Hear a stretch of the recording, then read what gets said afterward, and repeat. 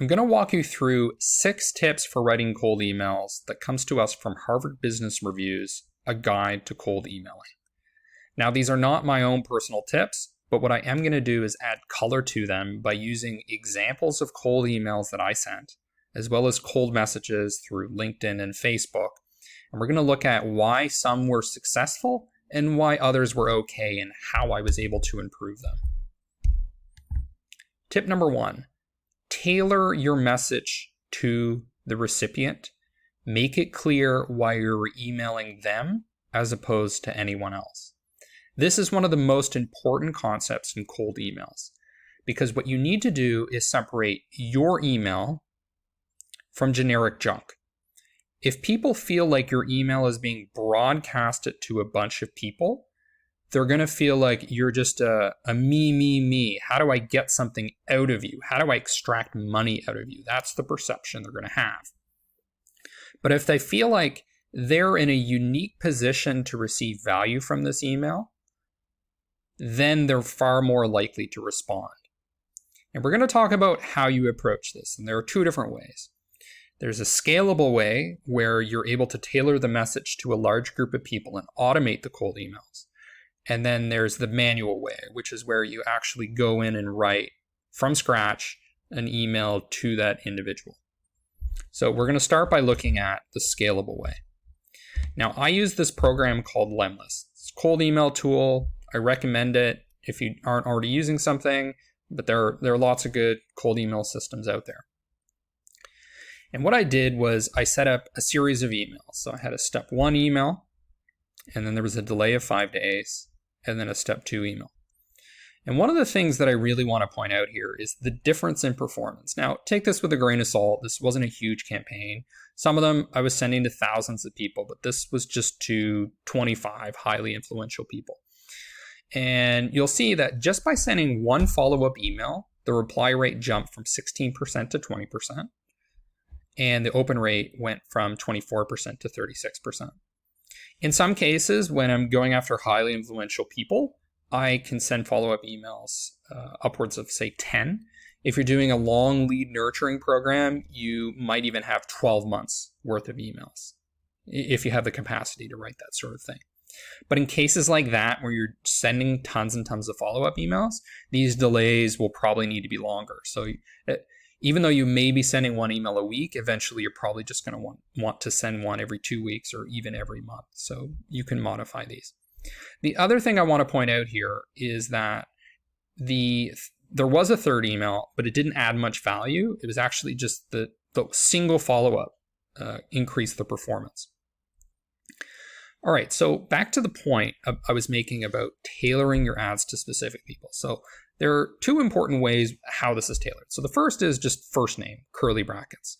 That was the subject line. It's also the subject line of the follow-up email.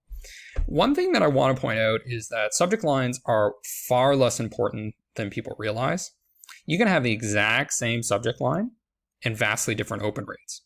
Because open rates, and we'll talk about this later, have a lot to do with deliverability, whether the bots perceive your email, and that means like your body email, as junk or not. Subject line, not really the variable determining open rates as much as you might think, as much as I used to think.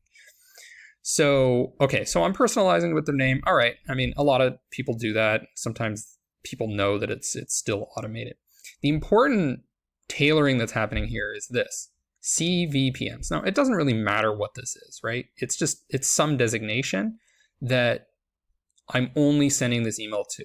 It's only people that have this designation. Now, this could be, in your case, it might be CTOs, it might be people that have a specific license, it might be people that belong to some special organization. The point here is you've been certified in this, that's why you're receiving this email, and that's why 20% of people are actually replying to the email instead of perceiving it as just generic junk mail. Other thing you can do is you can test. So you can do A/B tests with programs like this and determine what kind of tailoring is most effective or not. Like, hey, I found you from blah, blah, blah. Maybe you're interested in getting a free account.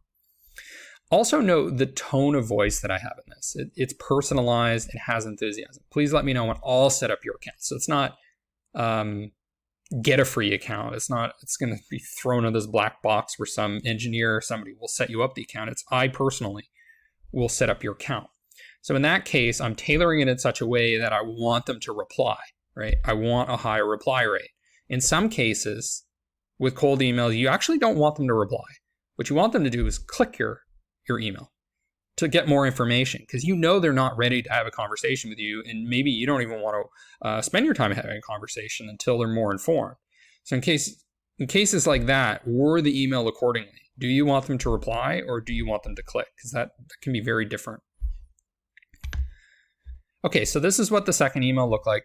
Again, subject line is just first name. Hey, first name, I was just wondering if you were interested. I'm setting up CVMPs with free 6-month licenses. Just let me know. Exclamation point. Again, just reply to me and I'll set it up for you. This, on the other hand, is one where I'm not sending the email to a group of people. In fact, it's not even email. It's a LinkedIn message. I manually went in, found a specific influential person that I really wanted to check out this product. And I said, hi, put in the person's name. I found you while researching the more influential YouTubers regarding Shopify. I'd like to offer you a perpetually free account. Now, in your case, it might be a 1-month free trial. You might be offering a demo. You might be offering some special incentive. It doesn't have to be a perpetually free account. It doesn't have to be a 6-month account. It's whatever gets your foot in the door in a way that is honest and meaningful. I'd like to offer you this account to use this product for blah, blah, blah, and then see how we can work together. Okay, so this message worked. And the reason it worked is because it's tailored. It says, I was looking for influential YouTubers regarding Shopify. Oh, I'm an influential YouTuber regarding Shopify. This message is for me. It's not generic spam. This person is not just trying to get something out of everyone and anyone, right? This is having a bit of a meaningful conversation, and that's why it worked.